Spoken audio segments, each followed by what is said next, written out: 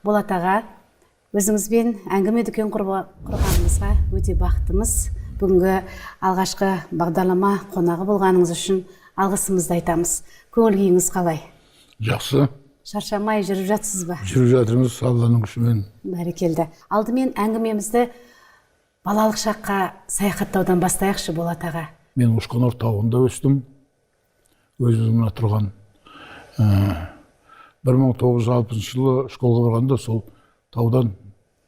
Оған дейін тауда өстіңіз? Тауда өстім бірінші классқа дейін. Онда 8 жаста бардық қой школға. Ушқонордан төмен таудан түскенде мен орысты көрген жоқпын вообще. Ол жақта екі орыс болған, Варченко и Левшин деген. Шаштары қап-қара, қазақша сөйлейтін. Мен ойлағам, өзіміз сықылды екен ғой деп.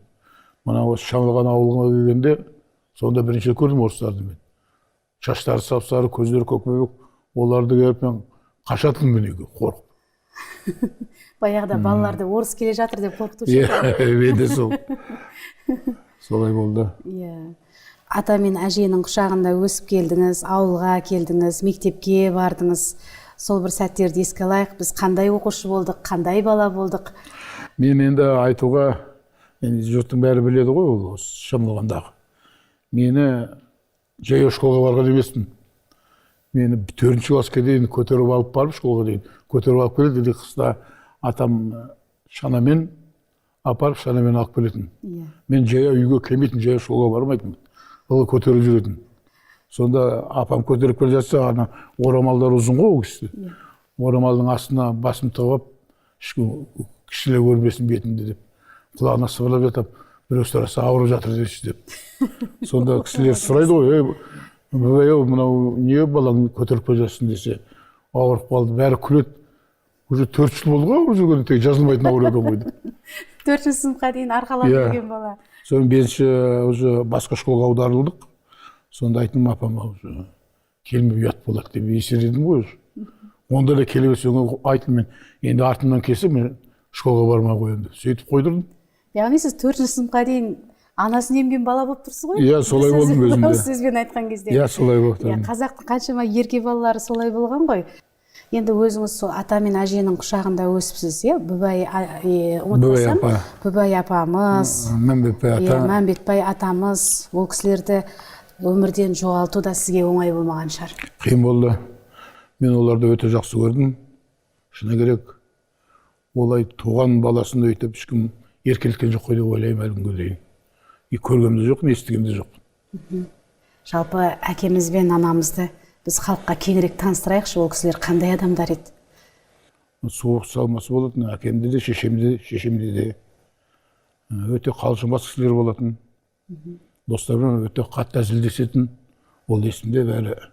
Өзіңіздің қалжыңқойлығыңыз сол әке анаңызға тартқан екен ғой? Солай деп ойлаймын. Әзілді жақсы айтып қоясыз, елдің көңілін көтеріп отырасыз. Әзілді өте жақсы көремін. Қалжыңды, әзілді. Әлі күнге дейін сол достармен бірге отырсақ, әзілдеп, қалжыңдап, бәрін көңілін көтеріп отырамын. Достарыңыз жайлы айтып беріңізші, балалық шақтан келе жатқан достарыңыз. Енді 1-ші класстан оқыған достарым, класстастарым бар. Енді ер адамнан 1-ші класстан оқыған 3-еуміз қалдық. Балалық шақтан бірге өскен 3-еу қалдық деп отырсыз. Енді бар достарым, бірге оқыған балалар бар ғой. Өмірден кеткен достарыңыз да бар. Көп қой, көбісі кетіп қалды. Оңаша отырған кезде ол достарды сағынасыз ба? Есіңе түседі ғой. Дос деген енді қалай түсінуге болады? Қиын ғой табу. Дос деген адам бауырдан жақын болып кету керек. Соның бірі біздің Мақпал апайымыз. Ол кісімен енді мен талай жыл таныспын. Енді шынымен ақ ол кісі маған дос болып кетті. Кейбір айтады ғой, ой, ер адаммен дос бола ма деп. Еше қалай дос болады. Кейбірі ойлайды, бұл достығы анау шығар деп ол қателеседі. Мен шын ниетпен доспын, Мерей деген қызына өзім өкіл әкемен көмектесіп тұрамын қолымнан келгенше. Ол Мақпалда мені көп ештеңе сұрамайды. Мен өзім байқаймын ғой, көріп жүремін. Анда-санда барып көмек керек кезде беріп қоямын. Көп жағдайда кісілер кейбірі ойлайды, мынау ой, Мақпал жақындап кетсе жүріп кетті деп ойлайды. Олай емес. Шын ниетіммен дос ретінде қабылдаймын. Ол да мені сол дос ретінде қабылдайды.